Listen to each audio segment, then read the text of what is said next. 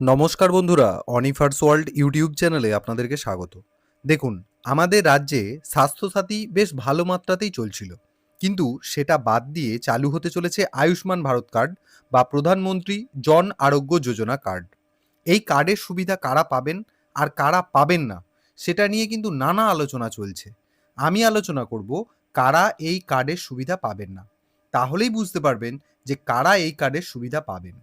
তো তাহলে বলে দিই কারা কারা বাদ যাবেন এই কার্ডের সুবিধা থেকে।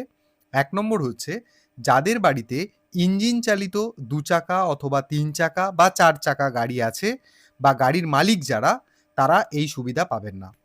২ নম্বর হলো মোটর চালিত ফিশিং বোটের মালিক যারা, তারাও এই আয়ুষ্মান ভারত কার্ডের সুবিধা পাবেন না।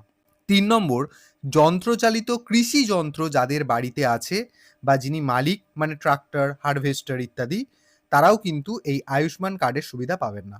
৪ নম্বর হলো ৫০,০০০ টাকা ক্রেডিট লিমিট আছে এমন কিষাণ কার্ডের অধিকারী যে কৃষক, তিনি এই সুবিধা পাচ্ছেন না। ৫ নম্বর সরকারি কর্মচারী যারা রয়েছেন, তারাও আয়ুষ্মান কার্ডের সুবিধা পাবেন না।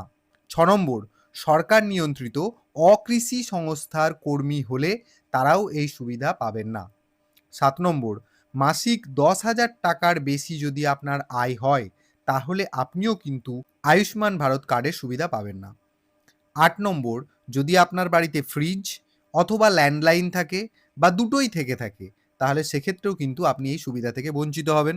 ৯ নম্বর যদি পাকা বাড়ির মালিক আপনি হন, তাহলেই কিন্তু আপনি এর সুবিধা পাবেন না। সেটা একটা রুম বিশিষ্টই হোক আর দুটো রুম বিশিষ্টই হোক। বাড়ির যদি ছাদ থেকে থাকে আপনার পাকা, সেটা একতলা হোক বা দোতলা, এই সুবিধা কিন্তু আপনি পাবেন না। আর ১০ নম্বর যদি আপনার ৫ একর বা তার বেশি কৃষি জমি থাকে, সেটা চাষযোগ্য হোক বা অচাষযোগ্য হোক, যাই হোক না কেন, যদি আপনার ৫ একর বা তার বেশি জমি থেকে থাকে, তাহলেই আপনি আয়ুষ্মান ভারত কার্ডের সুবিধা থেকে বঞ্চিত হবেন।